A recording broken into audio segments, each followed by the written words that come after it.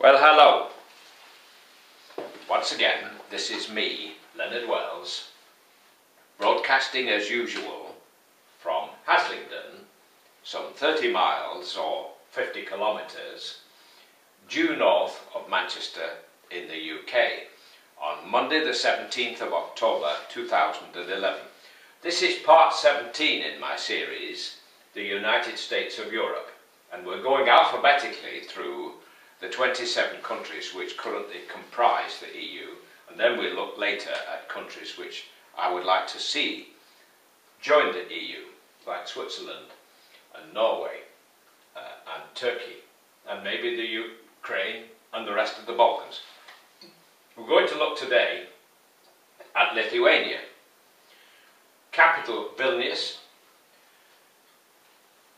slightly smaller than Ireland, smaller population, but very few people from England probably ever visited it.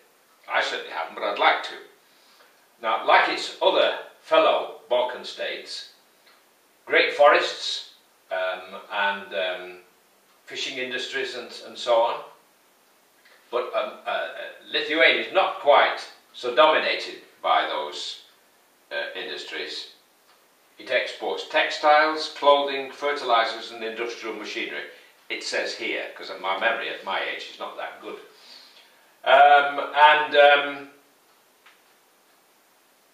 At one time, about the 14th century, Lithuania was the biggest country in Europe.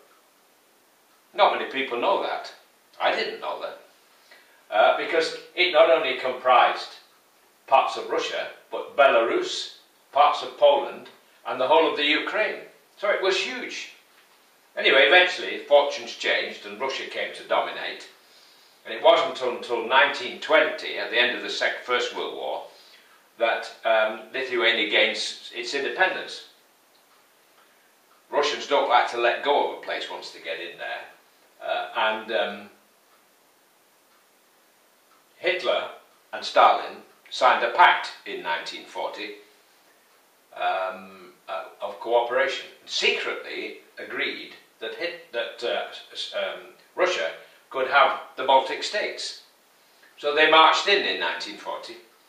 Well, a year later, as we all know, in June 41, Operation Barbarossa, the Germans invaded Russia, and they pushed the Russians out of Lithuania, Latvia and Estonia and occupied it themselves until 1944. And hundreds of thousands were massacred in the Holocaust from these countries. Dreadful period in European history. Of course, fortunes changed again in 1944. The Russians pushed the Germans back and defeated Germany with the help of Britain and the United States and various other countries. And they stayed for 50 years. From 44 onwards, they stayed 50 years. And then, thanks to Gorbachev, the Russian Empire collapsed. These three states declared their independence again. And 10 years later, 2004, they joined the EU. They're in the EU, not in Schengen, Lithuania, and then they're in Schengen, I beg your pardon, but not in the Euro, sorry.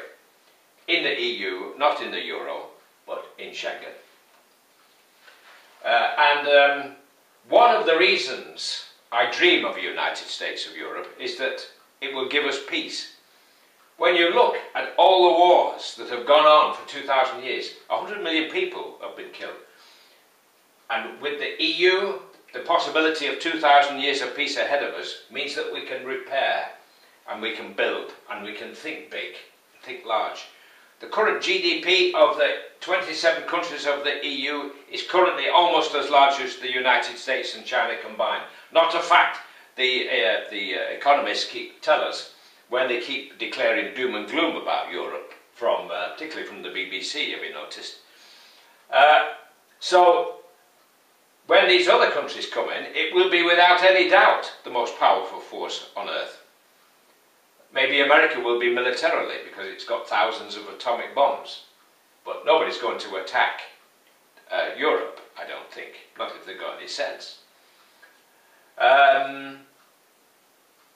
So the quicker Britain starts to play its proper part and stop insisting on playing golf with a different sized golf ball, the better. One of the things that, as I said, we can do when we think big is do big projects together, because people start to think not just individually about what's happening in my town, but what's happening in my continent. Now, I'll just give you a couple of examples. Not long ago, they completed a bridge between Sweden and Copenhagen, a bridge and a tunnel, the Öresund Bridge. Tremendous project, cost billions, but now you can get all the way from across to Sweden from here. You could always go that way around, of course, but now you can go. It's all connected. Now, one of the problems has been that since Russia was so dominant here, the Russian railway system with a different size gauge, 4'11" and something instead of 4'8½", the broad gauge, is still in existence. Now they're redesigning, they're proposing to build a new railway, standard gauge, from Helsinki all the way down to Warsaw, through the Baltic states to Warsaw and then to Germany, because they're having big problems with trucks having to go through little villages in Poland to link this part of the world. One of the reasons why we can't stop people flying around so much is because flying is so much cheaper than railways. And part of that problem is because the individual railway companies in each country, and our railway system is a joke, can't think on a big scale, whereas the airlines do. They've got the world is their oyster.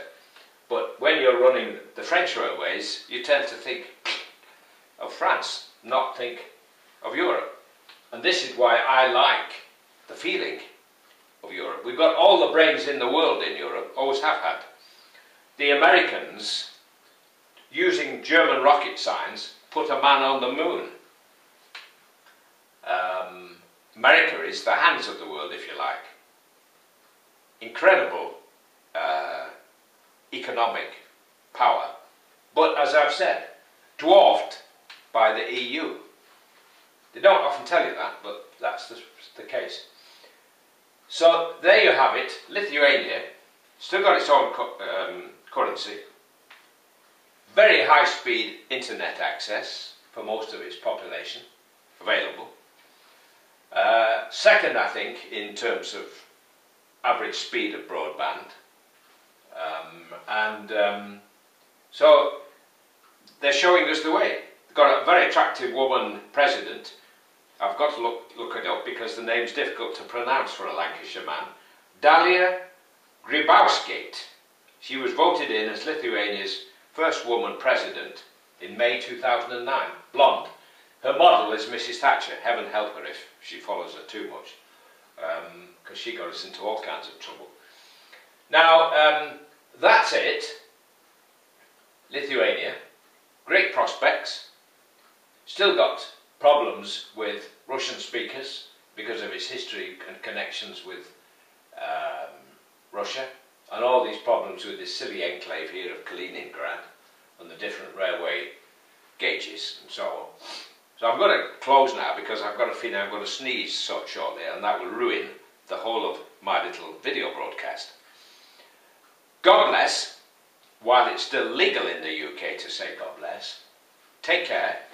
Bye for now.